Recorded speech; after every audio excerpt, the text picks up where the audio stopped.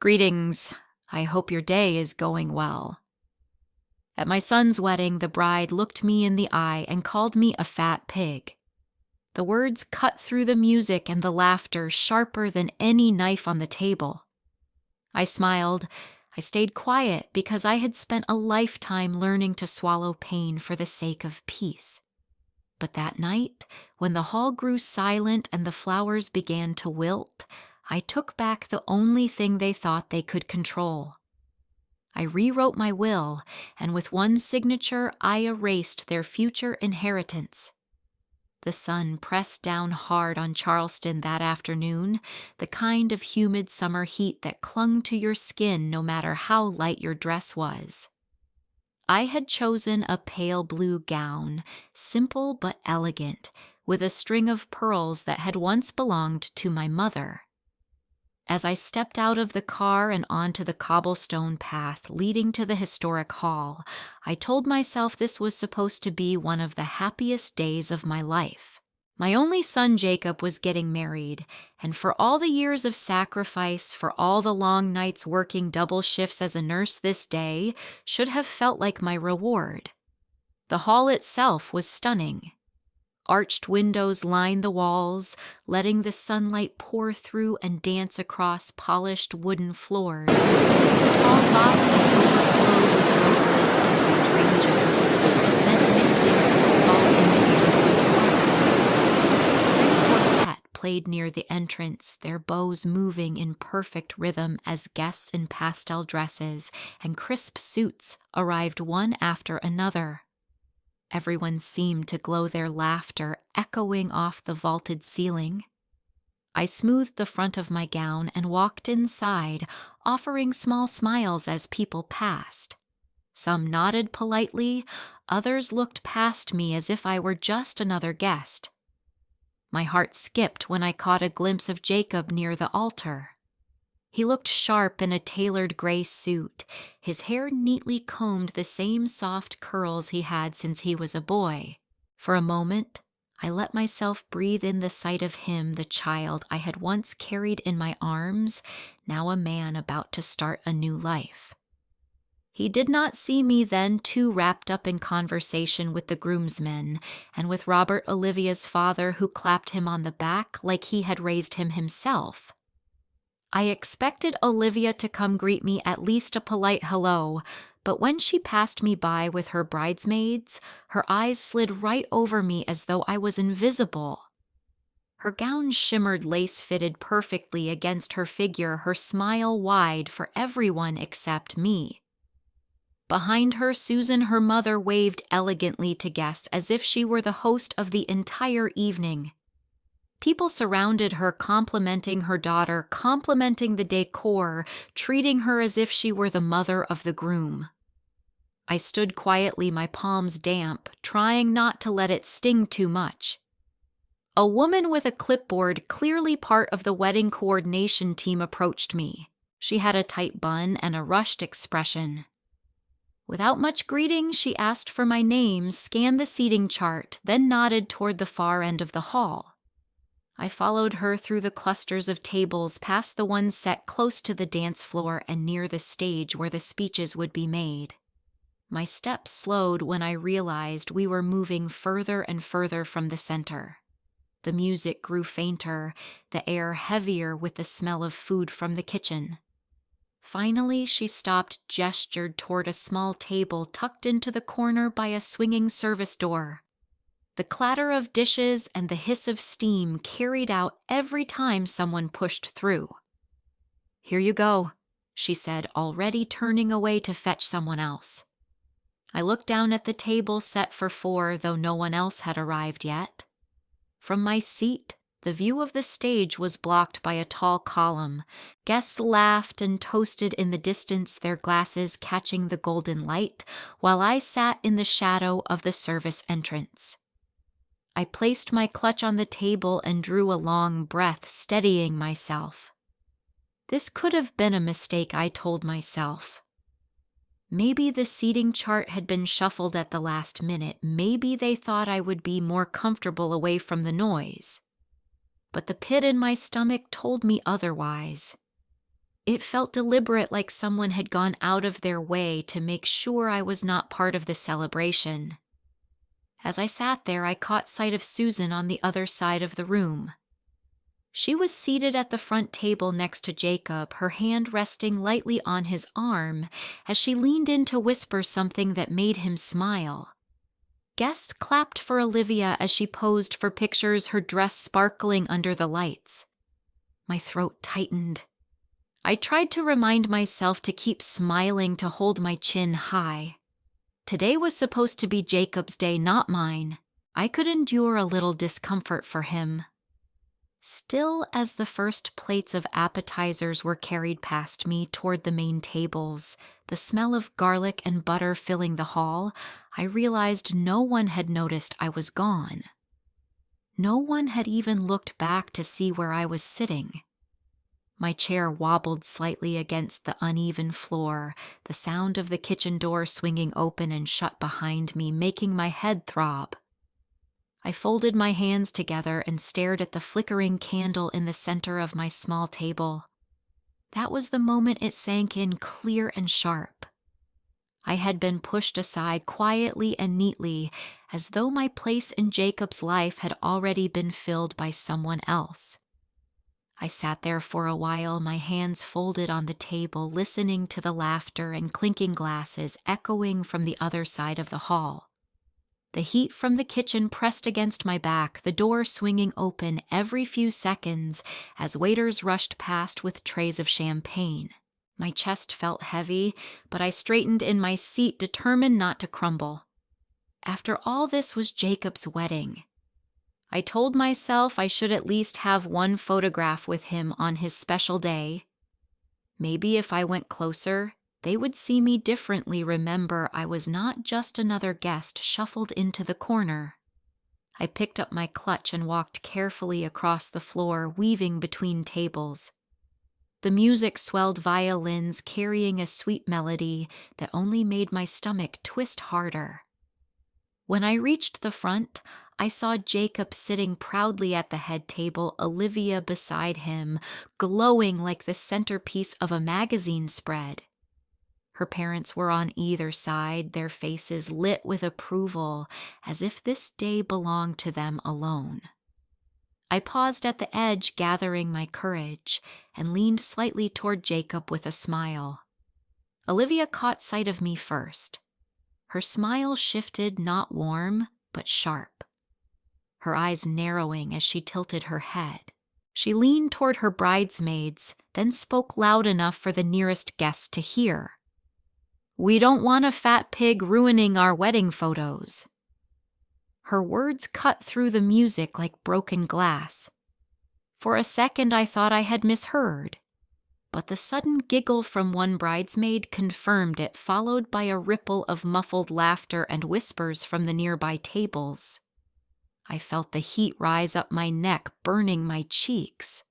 My eyes darted to Jacob, waiting for him to speak, to correct her, to put his hand on my shoulder and remind everyone in that room who I was.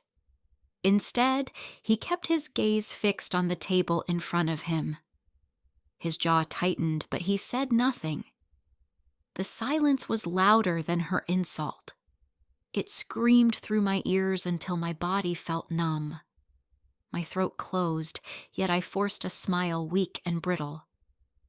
I pressed my clutch tighter in my hand so no one would see my fingers trembling. With as much composure as I could gather, I turned and walked back toward my corner.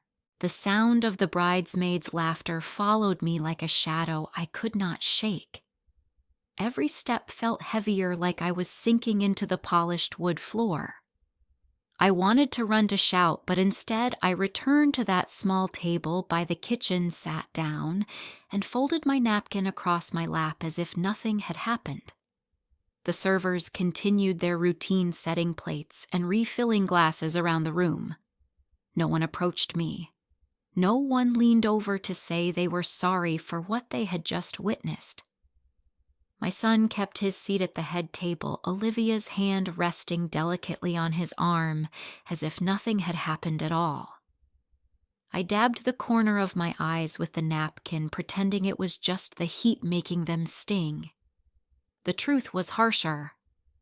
I had never felt so small, so unwanted in a room I had paid to fill with flowers and light. I looked at the silverware lined neatly on the table, the candle flickering between untouched glasses of water, and I told myself to breathe. One breath, then another. The words echoed in my ears, fat pig over and over, slicing at the years of sacrifice, at the nights I had skipped meals so Jacob could have what he needed. My heart pounded, but I forced my lips into another smile, even though no one was looking. I sat there still steady as statue, holding together with sheer will. The humiliation wrapped around me like a shroud, but I would not give them the satisfaction of seeing me break. From my seat the music swelled again, the photographer calling, guests to pose, laughter rising with the clinking of champagne glasses. I stared at the soft glow of the chandelier above, letting its light blur as tears pricked at my eyes. I blinked them away and fixed my gaze on the candle, telling myself I could endure this moment just as I had endured so many others. And yet, deep inside, something cracked in silence, a sharp fissure that would not mend. I sat in my chair with my hands resting stiffly on the linen napkin across my lap.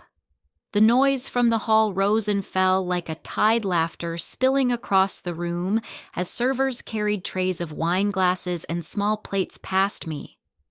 I tried to look composed, keeping my back straight and my chin lifted, though every part of me wanted to shrink into the shadows and disappear. The music faded, and the master of ceremonies announced that it was time for the family to speak. All eyes turned toward the head table, but no one looked back at the corner where I sat. Susan stood first. Her navy dress shimmered under the lights, pearls draped around her neck. She held the microphone like she had been waiting her whole life for this moment. Her voice carried clear and smooth as she told the story of her daughter, how Olivia had dreamed of this day since she was a little girl. She painted pictures of princess castles, of fairy tales, of a girl who wanted her happily ever after. Guests clapped politely, some dabbing their eyes. I sat still, the words tightening around my chest like a rope. There was no mention of me, of Jacob's childhood, of the years that had shaped him into the man sitting beside her daughter. It was as if Susan's family had written the story, and Jacob had simply walked into it. Robert followed, his voice booming and confident. He spoke about family values, about resilience, about how proud they were to welcome Jacob into their fold. He raised his glass high, his cheeks flushed with pride. My stomach twisted as I watched my son smile beside him, nodding as if he truly belonged to them and always had. The guests erupted in cheers. I pressed my fingers together until they ached, forcing myself not to cry. Then Jacob stood. My heart raced. Maybe this was the moment he would remember me. Maybe he would thank me even in the smallest way for the sacrifices I had made. I held my breath, watching his face, the same strong jawline I remembered from his teenage years, the same eyes that once lit up when I surprised him with a chocolate cake on his 10th birthday. His voice was steady, practiced, as he thanked everyone for coming, thanked Olivia for making him the happiest man alive, thanked Susan and Robert for their generosity and love. He spoke of how welcomed he felt, how much he appreciated the family he was now part of. My name never crossed his lips. I felt my chest tighten until I thought I might break. My son, the boy I had raised alone, the boy I had carried through sickness and heartbreak, had just erased me in front of everyone. I pressed my napkin to my lips, pretending to dab at a non-existent stain, and let the sting in my eyes blur the golden lights of the chandelier above. I told myself not to crumble, not here, not where they could see me. The servers brought out dessert.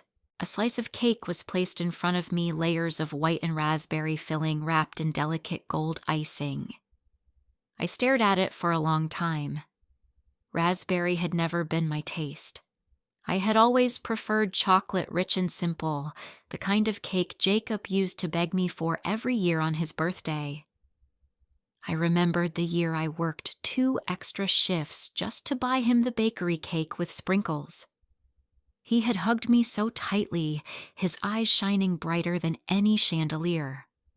That memory pressed against me now, cruel in its sweetness. I lifted the fork, took one small bite, and set it down again. The flavor was bitter not because of the fruit, but because I knew this day had nothing to do with me. Around me, guests clinked their glasses and laughed, forks tapping against plates as they savored every bite. The microphone passed back to Susan, her voice sweet and syrupy as she spoke again about family bonds and blessings. I could barely hear her over the pounding of my own heart, my gaze fixed on the flickering flame of the candle in front of me. It wavered in the draft of the swinging kitchen door, almost snuffed out, but still alive. I held on to that fragile light, the only thing that felt steady in a room where I no longer belonged. The realization came slowly creeping over me like a shadow I could not escape. I was not just being ignored. I had been written out, erased, as though my years of sacrifice had never existed. They were building a story, and I was not part of it. My place was not at the head table or even among the honored guests. It was here, tucked away by the kitchen door, a ghost in the corner. I leaned back in my chair, the fork untouched beside the cake, and let the truth settle heavy in my chest. I was no longer part of the story of my own son. The applause swelled as Susan lifted her glass, her voice steady and full of pride as she spoke about Olivia, about the family they had built, about the dream that was finally becoming reality. Every word felt like a spotlight pointed away from me, shining brighter on them with each carefully chosen phrase. I sat with my back straight, the napkin folded neatly across my lap, my fingers pressing hard into the fabric as if it could hold me together. Robert stood next, his booming voice filling every corner of the hall. He called Jacob a blessing, a gift to their family, and spoke about how proud he was to welcome him as a son. Guests clapped and nodded, their faces lit with approval. My stomach clenched. I had known Jacob's father, known the nights I spent alone with a crying baby, known the years when I worked double shifts to pay for Brace's asthma medication school trips. But in this room, that history did not matter. Robert spoke as if he and Susan had been the ones to raise him, as if I were only a guest at the wedding of a stranger. Then Jacob stood. For a moment my heart leapt. I told myself this would be the time he remembered me, the time he would look toward my corner and give me even one small word of acknowledgement. He looked confident, his suit perfectly pressed, his voice smooth and measured. He thanked Olivia for loving him, thanked Susan and Robert for their support and generosity, thanked the guests for traveling and celebrating. His smile was wide, his words polished, and my name was nowhere in them. I sat frozen, the sound of his voice hitting me like a cold wind. I remembered a smaller voice, a boy's voice tugging at my hand when he was 5, begging me to stay another minute at the park. I remembered him running through the sprinkler in our tiny backyard, his laughter sharp and bright in the summer air. I remembered the nights he had woken from bad dreams and crawled into my bed, clutching my hand until he fell back asleep. All of those memories pressed against me at once like ghosts, reminding me of a child who had long disappeared into the man standing in front of that crowd. My throat burned. I reached for the water glass in front of me, held it tightly to keep my hand from shaking, and took a sip. It did little to ease the tightness in my chest. Servers moved swiftly, clearing plates and placing small slices of cake on the tables. One was set in front of me, the icing smooth and glistening under the lights. I picked up the fork cut into the layers and saw the streak of raspberry filling. I brought a bite to my lips, tasting the tartness, and set the fork down again. Raspberry had never been my choice. I thought back to Jacob at 10 years old, standing in front of the bakery window, pointing to a chocolate cake with rainbow sprinkles. I had worked 2 extra shifts to buy it for him, and when I brought it home, his arms had wrapped around me so tightly that I could hardly breathe. That boy had looked at me like I was everything. The man now standing at the head table had looked past me like I was nothing. The guests around him clapped and cheered, forks tapping on plates, glasses lifted high. I sat in silence, my fork untouched beside the half-eaten slice of raspberry cake. The sweetness turned bitter in my mouth, not because of the fruit, but because I understood something I had been avoiding all evening. I was not simply being ignored. I was being written out. I dabbed my lips with the napkin, my eyes fixed on the flickering flame of the candle in front of me. The wax dripped slowly down its side, fragile yet persistent. The music swelled again, the band shifting into a lively tune, and the dance floor began to fill. Laughter and cheers carried across the hall, each sound another reminder that I had no place in this celebration beyond the chair by the kitchen door. I leaned back slightly, the noise washing over me, and let the truth sink deeper. My history with Jacob, my years of sacrifice, my role as his mother had been erased in the story they were writing tonight. The speeches had sealed it. The silence had confirmed it. Whatever place I had once held in his life was gone, as if I had never been part of it at all. I folded my hands together on the napkin once more, my smile fixed, though no one was looking. Inside, the realization carved itself into me with finality. I was no longer his mother in the story they chose to tell. I was simply gone. The smell of disinfectant drifted toward me each time the bathroom door swung open. My small table sat so close to it that I could hear the whoosh of the hand dryer and the flush of toilets. Guests passed by in a steady stream, some avoiding my eyes, some smiling politely as if I were just another stranger in their way. The laughter from the main hall felt a world away, muffled by the clatter of trays and the rush of servers darting through the swinging kitchen door behind me. I shifted in my chair, trying to ignore the sharp chemical odor that clung to the air. The candle on my table flickered weakly, its flame bending each time the restroom door creaked. I smoothed my gown, the fabric wrinkled now from sitting so long, and tried to tell myself I could endure it. But each step of a guest brushing past me pressed the humiliation deeper. I had been placed here deliberately, a problem tucked out of sight near the trash bins and the endless smell of bleach. As I lifted my water glass, I saw Diane, my cousin, moving toward the bathroom. She slowed when she spotted me, her eyes flicking quickly to my lonely table. For a moment I thought she might stop, that she might say something, but she hesitated only long enough to adjust her clutch and glance away. She offered me the smallest awkward smile, then continued inside without a word. My stomach turned as I watched the door close behind her. Family, I thought, and even she had chosen silence. A young server approached my table, barely older than 20, her dark hair tied back under a black cap. She carried a tray balanced on one arm, but she paused when she saw me sitting there. Her voice was soft, apologetic. "I am so sorry, ma'am," she said, almost whispering. "They told me this is where you were supposed to be seated." Her cheeks flushed as if she knew how wrong it was, yet her eyes pleaded with me not to make her a part of it. I forced a small smile and nodded. "Thank you, dear," I said. though the words scraped my throat.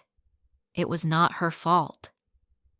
She hurried away and I sat in silence again, my hands trembling slightly against the napkin. There was no mistake here, no oversight. This was intentional. Olivia had wanted me hidden and Jacob had let it happen. Susan and Robert sat at the front, their voices filling the room, their names toasted while mine was swallowed by the smell of disinfectant and kitchen grease. Diane had walked past, unable to meet my eyes. Even the server had been told outright where I belonged. I tried to take another bite of cake, but the fork rattled against the plate as my hand shook.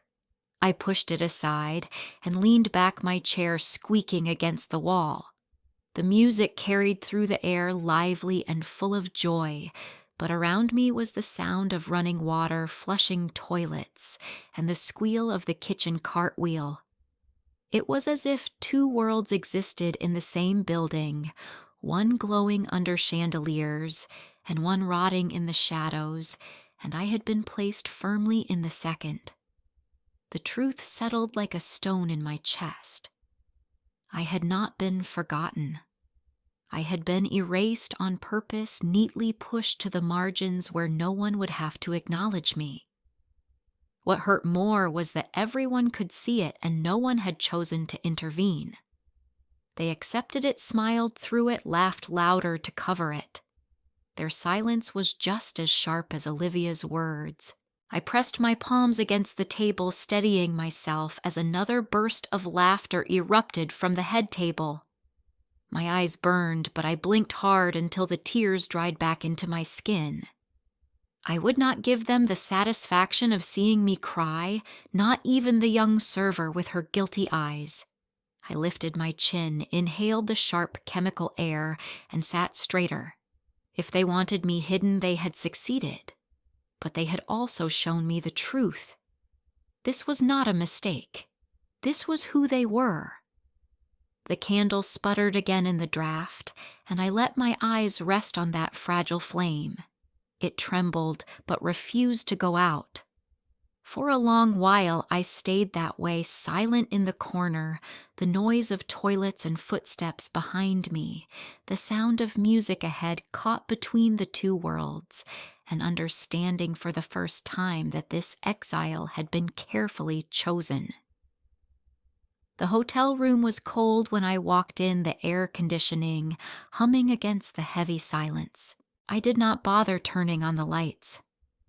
I left my clutch on the desk and sat on the edge of the bed, still in my gown, my shoes pinching at my swollen feet. The scent of the reception clung to my skin, a mixture of roses and garlic, and something metallic from the kitchen that refused to leave me. I stared at the digital clock glowing red by the nightstand. It was just past midnight. My phone vibrated again. I glanced at the screen. Missed calls from Jacob. A text from Olivia. Another from an unknown number I guessed was one of her bridesmaids. I did not open them.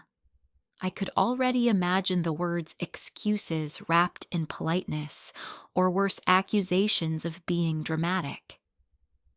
I placed the phone face down and pressed my palms against my knees, breathing slowly to keep the anger from spilling over. I stood, finally unzipped my dress, and let it fall to the chair. The relief of stepping out of it was sharp and sad all at once. This had been the gown I had chosen with such care, hoping to look elegant for my son's wedding. Now it lay crumpled like it belonged in the trash. I pulled on a loose shirt from my suitcase and sat back on the bed. Sleep did not come. My mind kept circling the humiliation, the words "fat pig" echoing in my head, the silence of my son ringing louder than the music had. I reached for my tablet on the desk.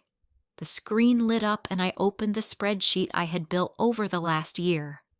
Every payment, every vendor, every cost meticulously logged. The total stared back at me like a slap. $450,000 from a second mortgage I had taken on my house. $280,000 from savings I had scraped together over decades. $200,000 from the life insurance policy I had cashed early after Michael died. All of it poured into this wedding, a wedding where I was placed by the bathroom door. I scrolled through the expenses line by line, my chest tightening with every entry. Floral arrangement chandeliers, custom cocktails, Olivia's gown, the rehearsal dinner upgrade, the live band. My breath caught when I noticed 2 new charges: a bar crawl at a brewery downtown, a spa package at a resort outside Charleston. My card had paid for both. The dates were just days before the wedding. I pressed my thumb against the screen, double-checking the numbers. Thousands of dollars gone without a word. A chill spread through me. I opened my banking app and searched again. The charges were there, undeniable, and worse was the note on one transaction. Venmo to a bridesmaid with Olivia's name on it, accompanied by a smug little message. His mom is covering everything, might as well go big. Wedding vibes. I sat frozen, the glow of the screen burning my eyes. The humiliation from the reception had been sharp, but this was different. This was theft, arrogance, entitlement so bold it made my hands tremble. My body felt strangely calm, though, as if the rage had settled into something heavier and more dangerous. I opened the dispute form with the bank. My fingers moved quickly, steady now, filling in every detail, attaching screenshots of the transactions. My voice in the chat with the representative was polite, measured, professional. "Thank you for your assistance. Please reverse these unauthorized charges." The words looked almost detached, but behind them my heart pounded with a quiet fire. When I finished, I set the tablet down and leaned back against the headboard. The clock read nearly 3 in the morning. The phone buzzed again, another message lighting the screen. I ignored it. For the first time all day, I felt something different than shame. I felt the edges of control, of power slipping back into my hands. I closed my eyes and let the silence of the room wrap around me.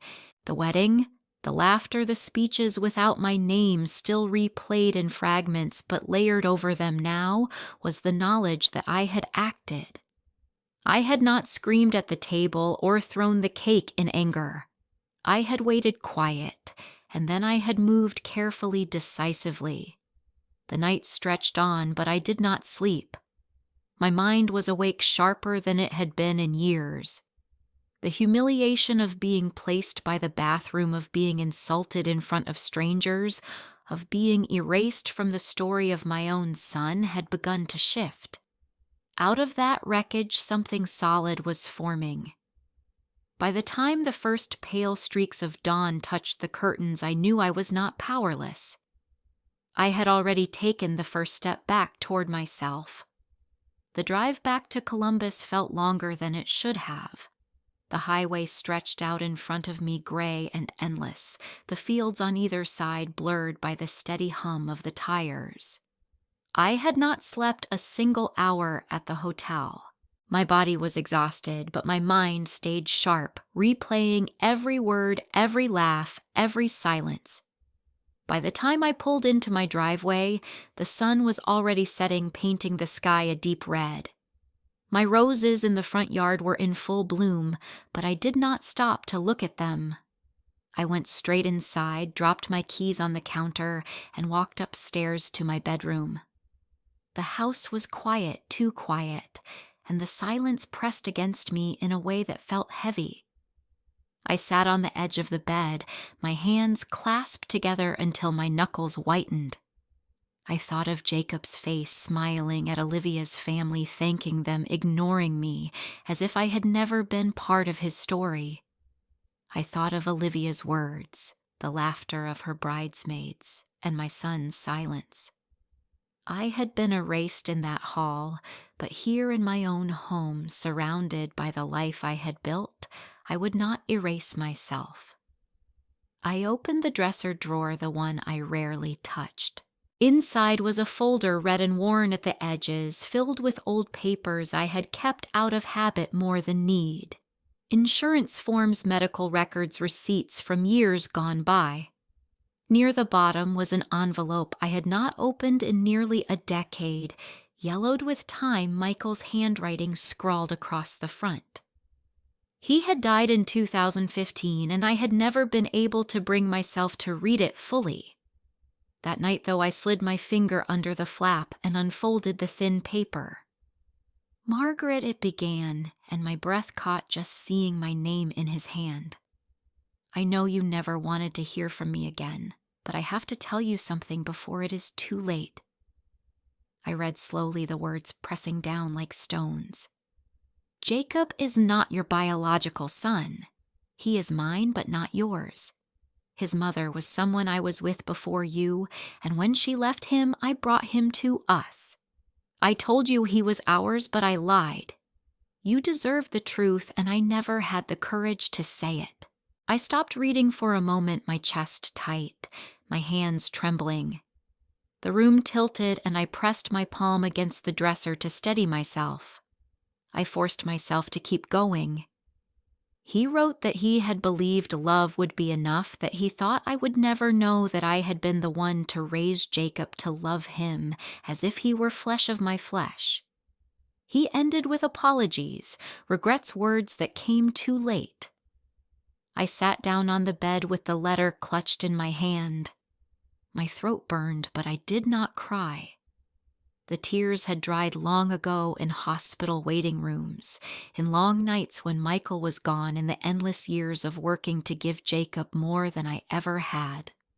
I let the truth sink in sharp and merciless. Jacob was never mine by blood, but blood had never been what mattered. I had been the one who stayed. I had been the one who carried him through every fever, every scraped knee, every heartbreak. Yet in that hall in Charleston, he had sat silent while his wife called me a pig. He had let them shove me to the bathroom door as if I were nothing. It did not matter whose blood ran in his veins. What mattered was the choice he made, and he had chosen them. I folded the letter carefully and placed it back in the drawer. My hands were steady now, the trembling gone. The betrayal of the wedding was no longer just humiliation. It was layered on top of years of silence, of truths hidden, of sacrifices unacknowledged. I looked at myself in the mirror across the room. My hair was still pinned from the night before, flat and dull. My face looked older, lined with the years of work and worry, but my eyes were different. They were clear. I sat back on the bed, the letter still lingering in my thoughts, and felt the shift inside me settle into place. I could forgive a child for not being mine by birth. I could forgive a husband for his weakness. But I would not forgive my son for standing silent while I was shamed. Not anymore. The light outside dimmed until the room was almost dark. I did not reach for the lamp. I let the night surround me, the letter tucked away, my decisions solid in my chest. This was not a wound I could mend. This was a truth I would carry, and it would guide me. By the time I lay back against the pillow, I knew with certainty that the humiliation of Charleston would not define me. What would define me was what came next. And for the first time in years, I felt no hesitation. I would not forget. I would not forgive. I parked outside the brick office building just off High Street, the morning air in Columbus sharp against my face as I stepped out of the car.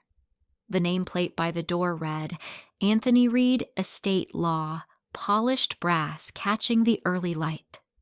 My shoes clicked softly on the tile floor as I walked inside, my heart steady but heavy. I had rehearsed what I would say, but the truth was already carved into me. This visit was not about questions. It was about decisions. The receptionist greeted me politely and led me to a conference room lined with shelves of thick law books. A long oak table stretched across the room, a stack of papers already waiting in neat piles. A few minutes later, Anthony came in tall and calm, his silver hair combed neatly, glasses slipping slightly down his nose. He extended his hand and smiled in the way only someone who had seen decades of family battles could. "Margaret, good to see you again," he said. "It's been a while since we last updated your file. What brings you in today?" I sat straighter, smoothing the front of my blouse. "I want to change my will." His eyebrows lifted slightly, but he nodded and pulled out a yellow legal pad. "All right, let's go through your assets first. We began with the house valued at over $400,000 after the second mortgage. My retirement accounts, the life insurance funds, the savings bonds I had tucked away, all totaled close to $1 million. For years I had planned to leave it all to Jacob. Every penny, every scrap I had gathered through decades of work was meant to secure his future. But as I spoke the numbers aloud, my voice grew steadier. Anthony tapped his pen against the pad. "And who are your beneficiaries currently listed?" "Just my son, Jacob." "And you'd like to make changes to that?" "Yes." I folded my hands together tightly, then released them. "Remove his name. Remove Olivia's name as well." His pen stopped. He looked up, not surprised, but cautious. "That is a serious decision. Are you sure?" I met his eyes without blinking. "I have never been more certain." He leaned back in his chair, nodding slowly. "All right. Then tell me what you'd like instead." I thought of the people who had shown me kindness when my own son would not. My neighbor who shoveled my driveway without being asked. My friend from the hospital who used to sneak coffee into my locker during double shifts. The bookstore clerk who remembered my name every Sunday. People who saw me, who valued me without expectation of return.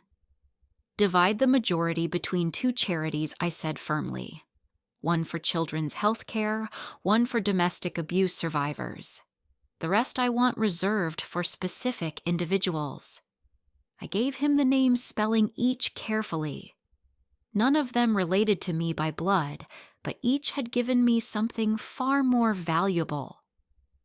Anthony wrote quickly, his glasses slipping lower on his nose. When he finished, he slid the draft across the table for me to read. My eyes scanned each line separating Jacob and Olivia from the future I once promised him. It just felt like every sentence. "Take your time," he said quietly. I didn't need to. I picked up the pen, signed my name with a hand that no longer shook, and set it down again.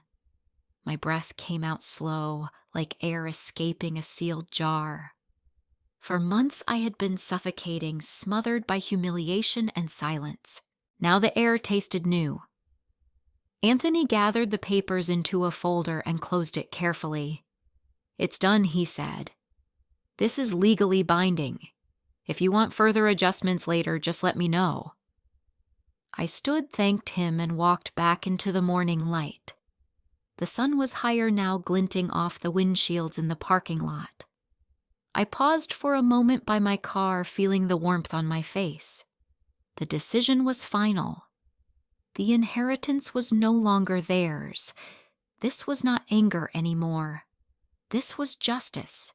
It was the first real step in reclaiming my life, and as I slid into the driver's seat, I felt my pulse slow into something calm and sure. Revenge was no longer an idea. It was in motion. The morning after I signed the new will, the doorbell rang. I hesitated before opening it, half expecting Jacob or Olivia to be standing there ready to demand answers.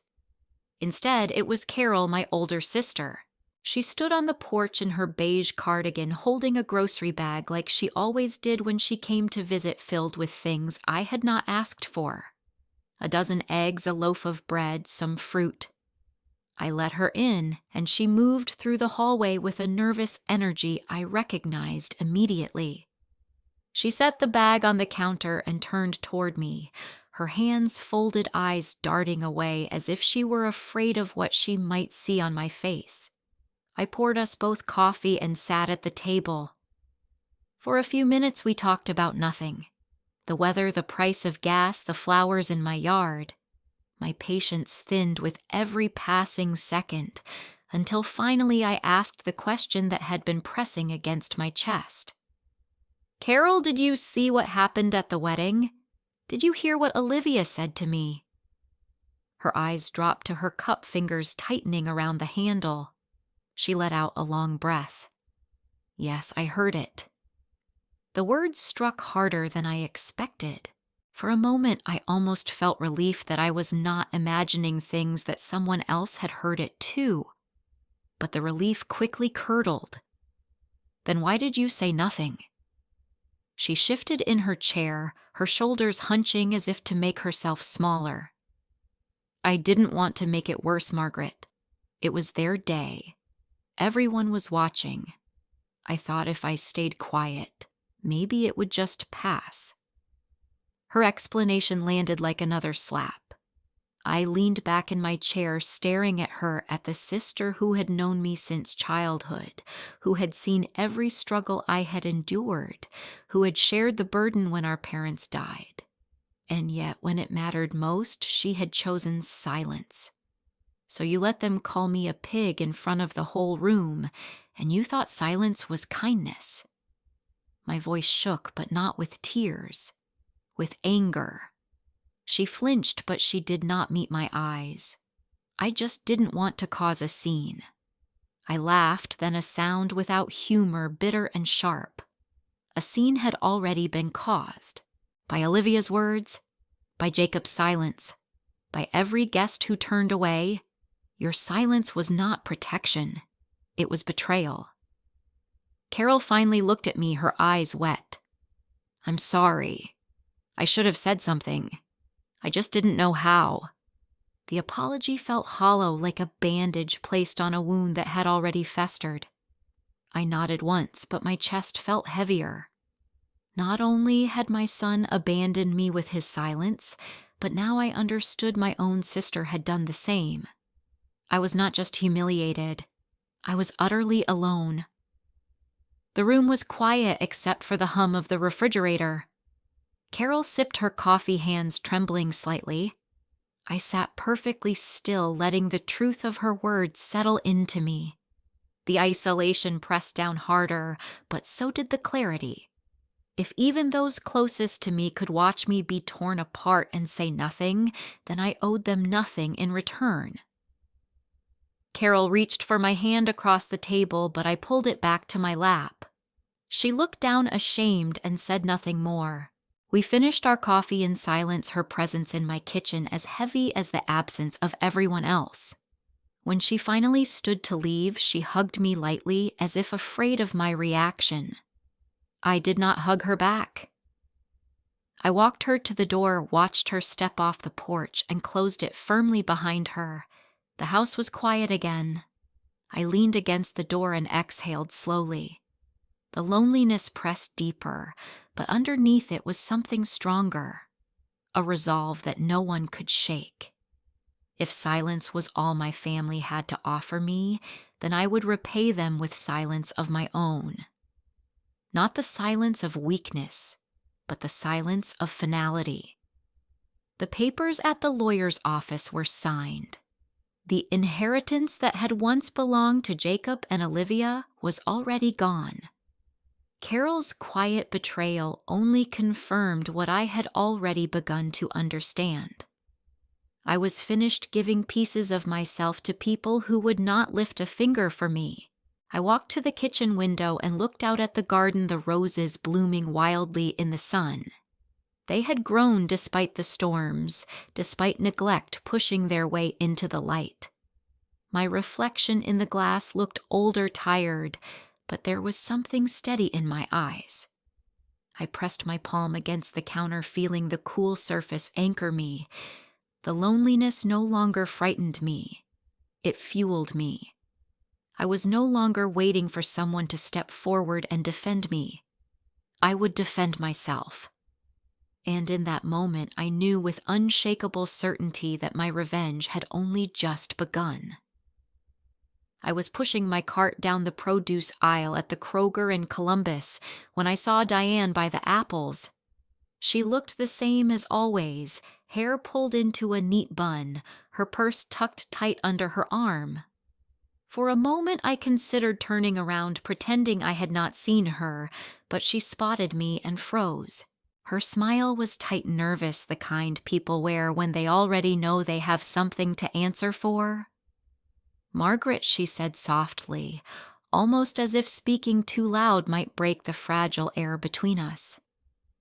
I stopped beside the oranges, my hand resting on the cart handle. Diane stepped closer, her eyes darting away before she finally met mine. I wanted to say nothing to let the silence stretch, but the anger simmered too close to the surface. Instead, I waited. She shifted on her feet, cleared her throat, and lowered her voice.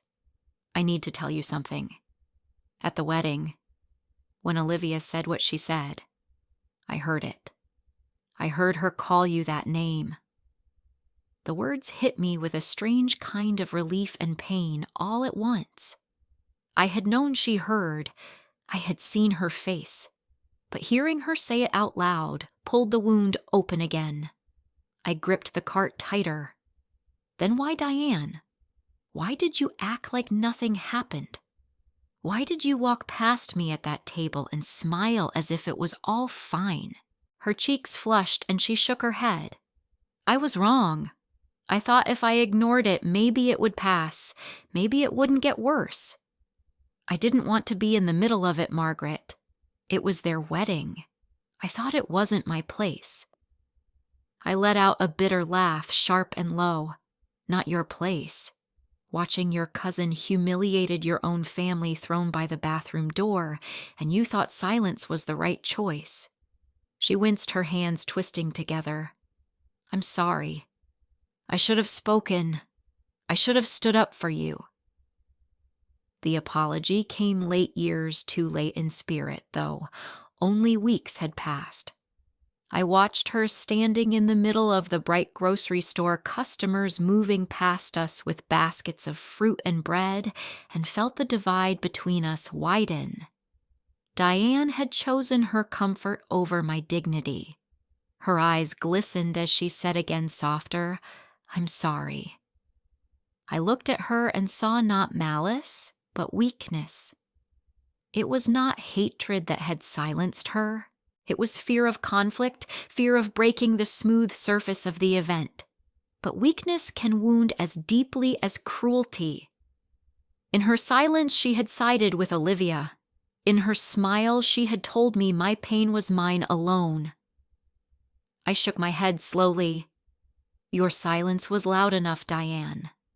Louder than her words."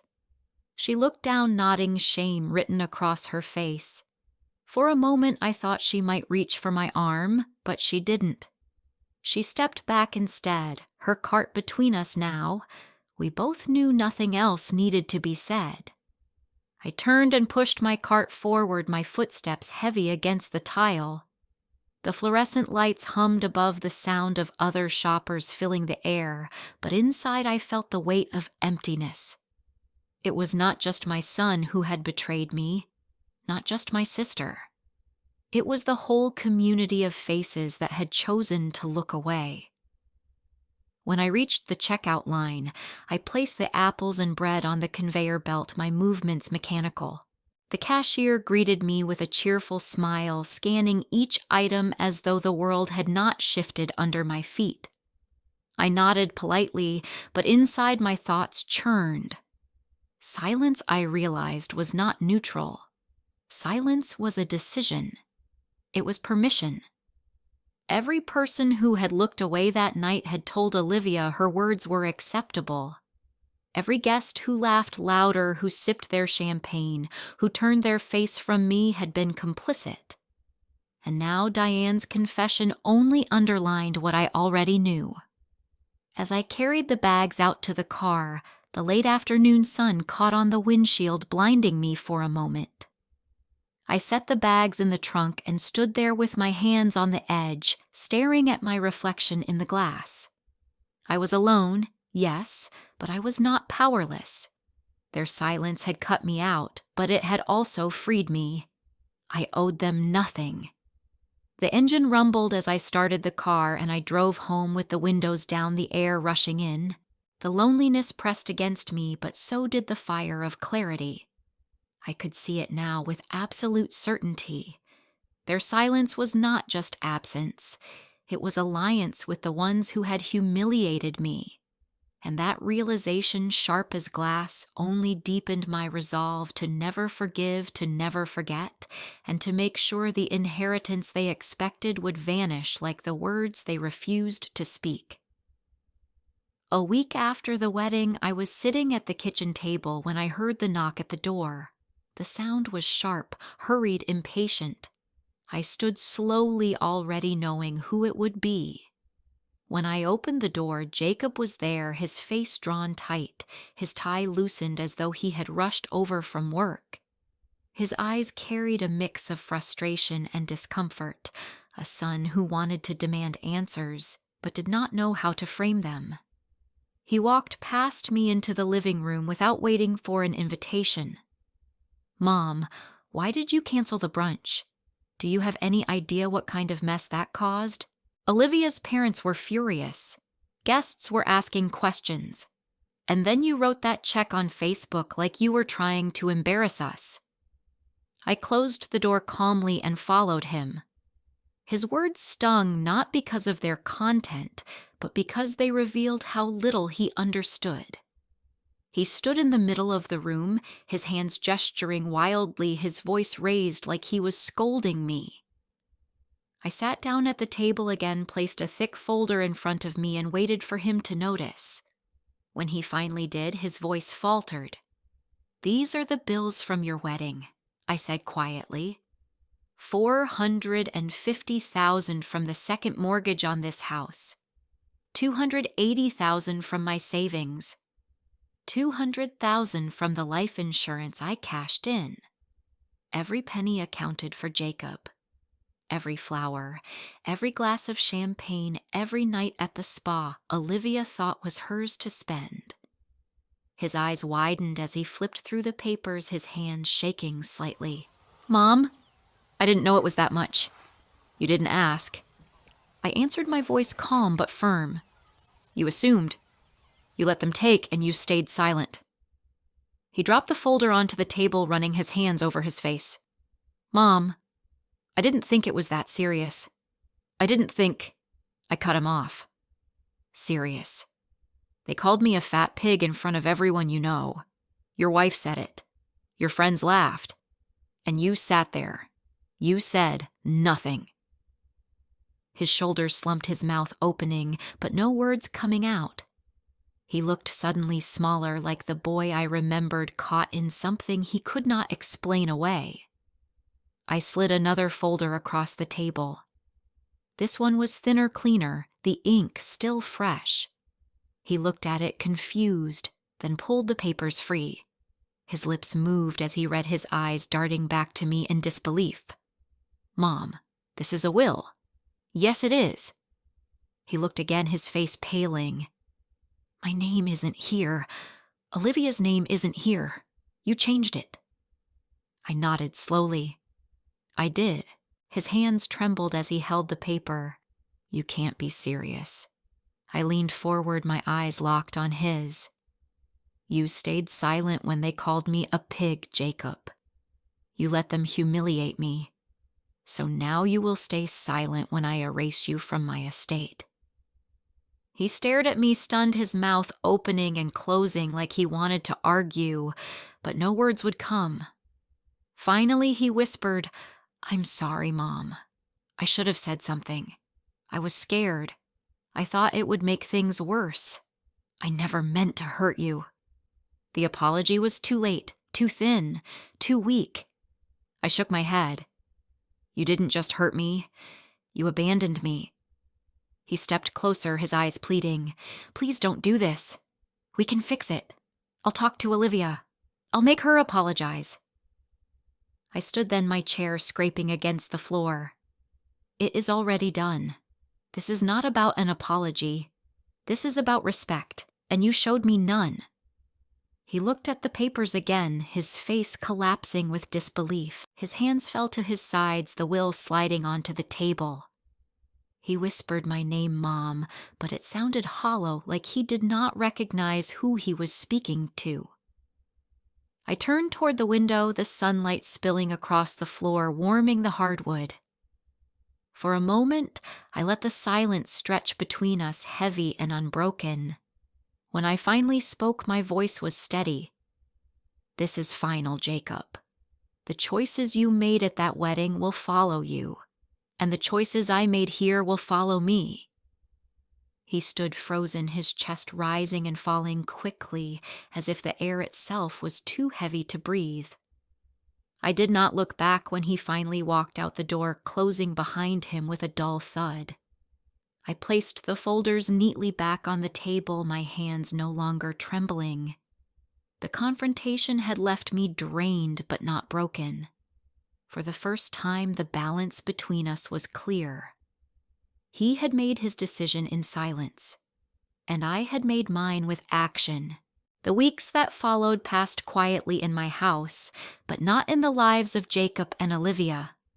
I began to hear the whispers first through mutual acquaintances, then through the neighborhood grapevine, and finally in direct calls from people who still believed I should be informed. News traveled faster than either of them could contain it. The first came from Olivia's side. She had been in line for a new contract at the design firm downtown, one that would have set her up with a comfortable salary and the kind of prestige she had always chased. But when word spread that her new husband had been disinherited, the firm hesitated. Questions were raised about stability, about finances, about what kind of future she could bring to the team. The deal slipped away. Olivia raged behind closed doors, I was told, furious at losing what she thought was already hers. Jacob's troubles unfolded more quietly at first. His company had covered part of the wedding reception as a goodwill gesture, a perk for a rising star they believed would represent them well. But when the bills came due and stories of unpaid vendors leaked into the community, suspicions grew. An internal review was launched.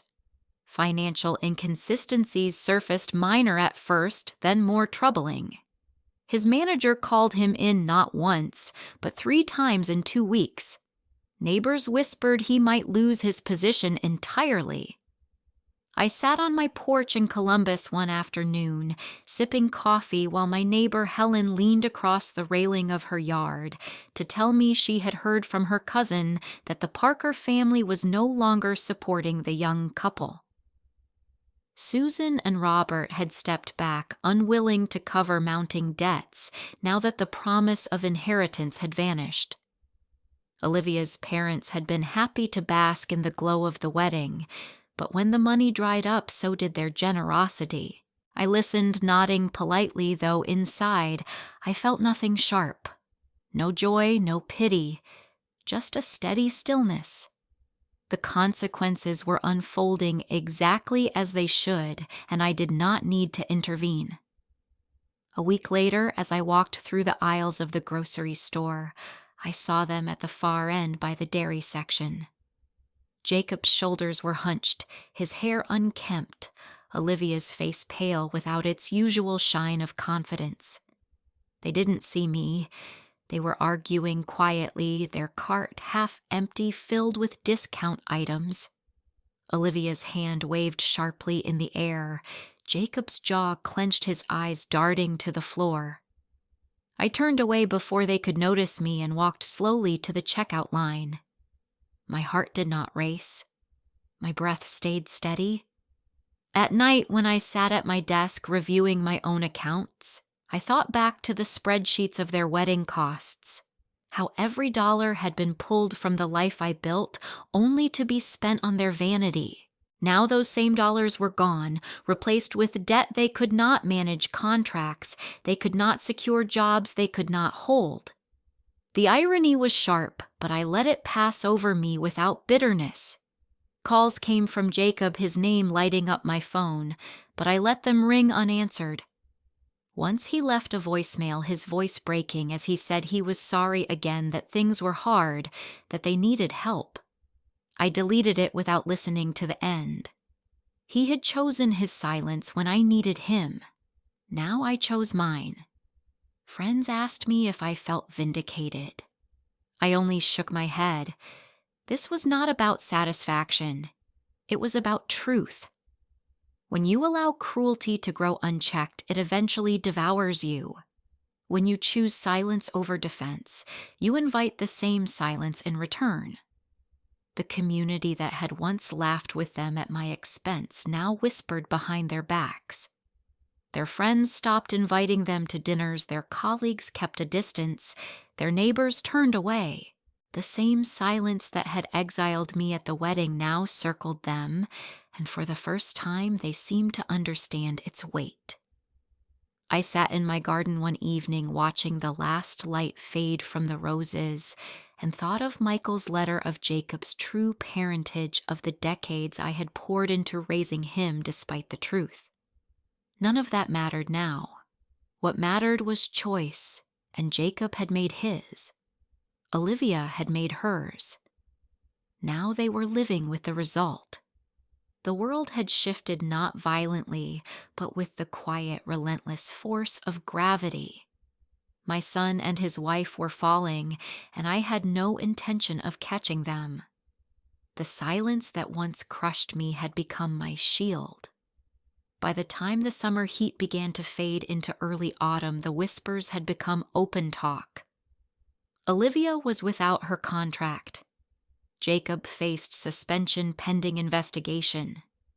Their debts mounted with interest they could not escape. The Parker family had distanced themselves completely. I sat back in my chair, the evening breeze brushing against my face, and let the stillness settle over me. Karma had arrived steady and precise, and I did not need to lift a finger.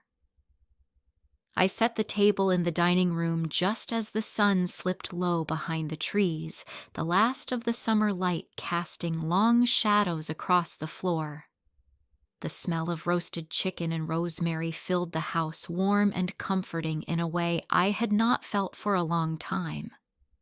I placed the plates carefully, folded the napkins, and poured the wine into glasses that glistened in the amber glow.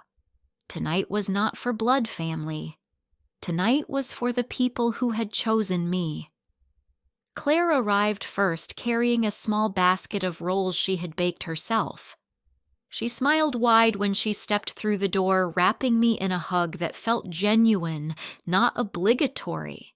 Behind her came Lucas, holding a bottle of wine he had picked out at the little shop downtown, his voice loud and cheerful as he complimented the smell coming from the kitchen.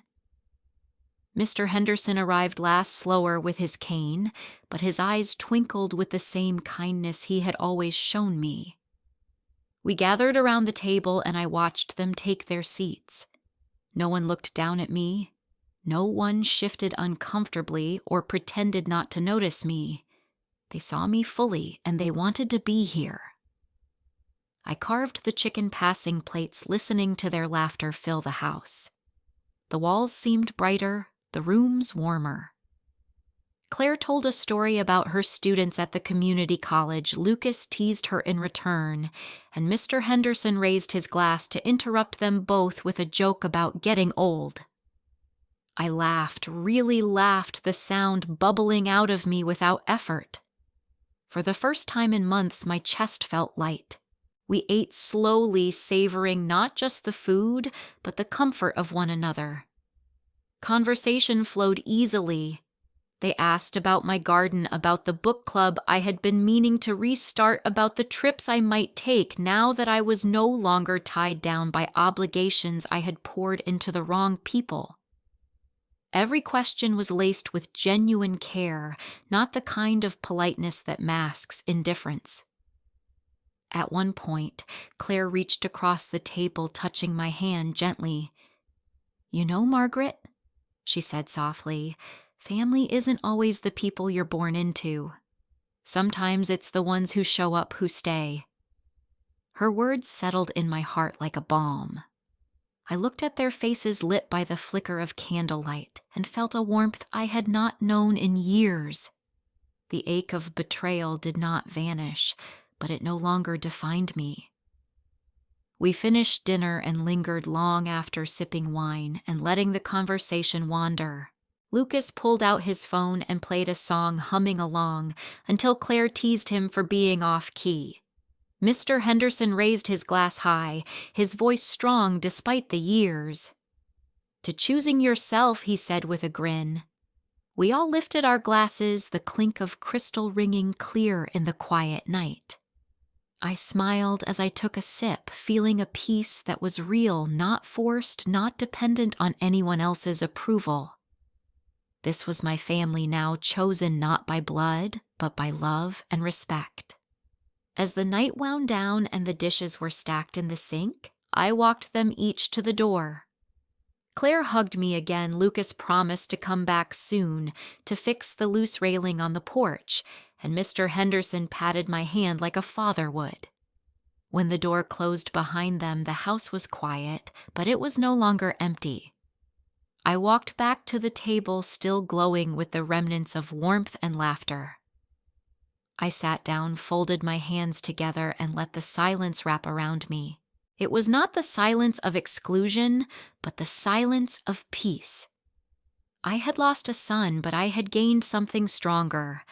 I had chosen myself, and in doing so, I had found others who chose me too. I looked straight ahead, imagining the eyes of those who might understand, and spoke with a steady voice. If you have ever been dismissed by your own family, if you have ever been silenced after giving everything, share your story. This is not only mine.